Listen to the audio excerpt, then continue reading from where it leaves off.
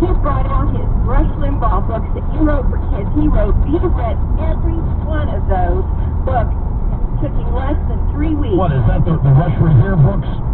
Yes. How old is he now? He is 8. Well, you know what? 8 years old. I'll tell you what, man. I want you to hang on. Mr. Snodley's going to pick the phone up here and get a shipping address here because we want to send some stuff from the Revere neighborhood, from the Revere neighborhood of the whole operation here, because we got some really cool stuff that goes great with the books. And we're more than happy to do it, and you certainly deserve it. I want to react to something she said. I have to preface this by reminding everybody that I do not have children. So, I may be all wet here, but I do not have that emotional time in my life. And I understand what it is. I understand how deep and strong the emotional bond is. But I have to tell you, as an observer, I have been, let's just say, curious at the way child rearing has occurred in certainly the last generation, 25 years, and maybe even longer than that. And you know, you can see it in the pop culture.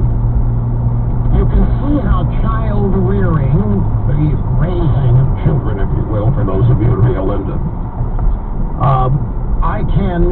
you can see how it has evolved in our culture by watching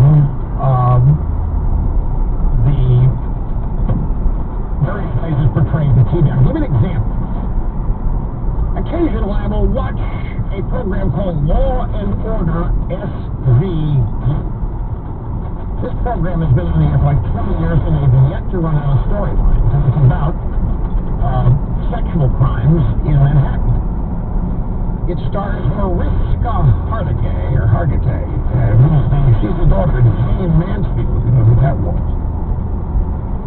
But anyway, she has become a mom at age 80. I'm exaggerating. She's become a mom.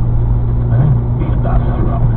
But I'm not exaggerating much when I tell you that she'll be sitting in her office at the police headquarters, and her phone will ring, and it'll be the school where her son Noah is. And the school will tell her, Noah is crying.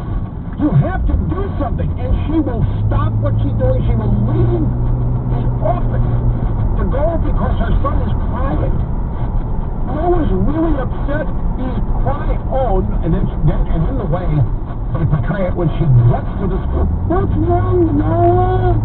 I hate you, Mommy. I want my little ball. Oh, and then she goes sulking away in the bathroom. My kid hates me. Oh, my God. I'm thinking I compare all this in a way. My brother and I were raised. He is my nearest mode of comparison. And I'll tell you something, folks. Every parent, every set of parents does it their own way. And there's no school you go to. There's no manual. Everybody does it their own way. But I really think that we've lost control here. I think man from the villages is right. I think it's completely out of phase. When I hear people my age, 68 to 70, literally say that they don't dare talk about their support for Trump or they will not be allowed to see their grandkids. The first thing I ask myself is, did you ever discipline your kids when they were growing up? I don't understand it. But it seems like the kids, by definition, can't possibly know what the parents know. Now, that's not true. I mean, parents can be surpassed by their kids in book learning. Like the great Louis Armstrong song, "What a Wonderful World." He's talking about some baby just born, and he says,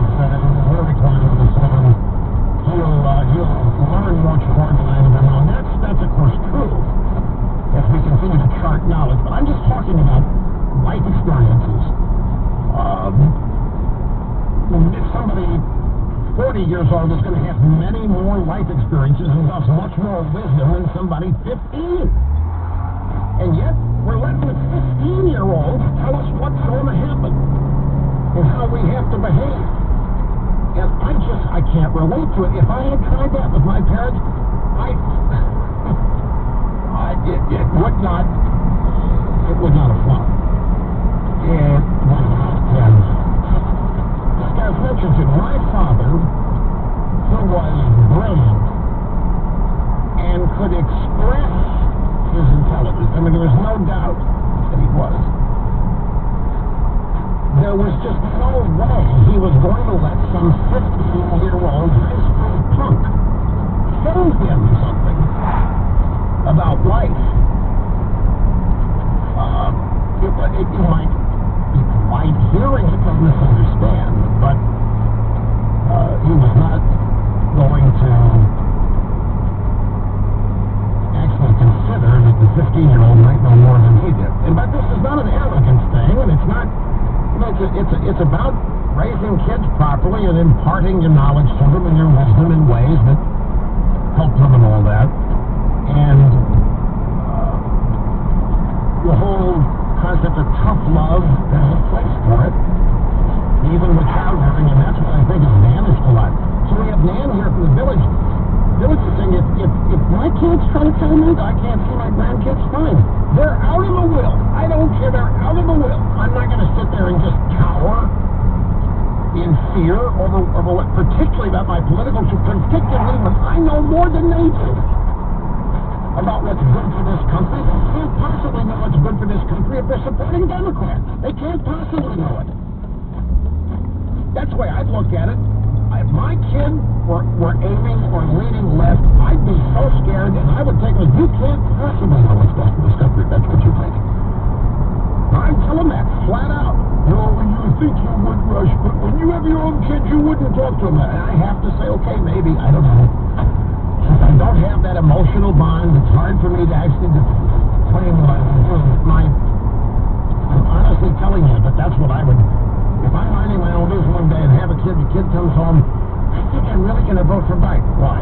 Because I hate Trump. I don't like Trump's treating. I would ask myself, how the hell did it even get to this point?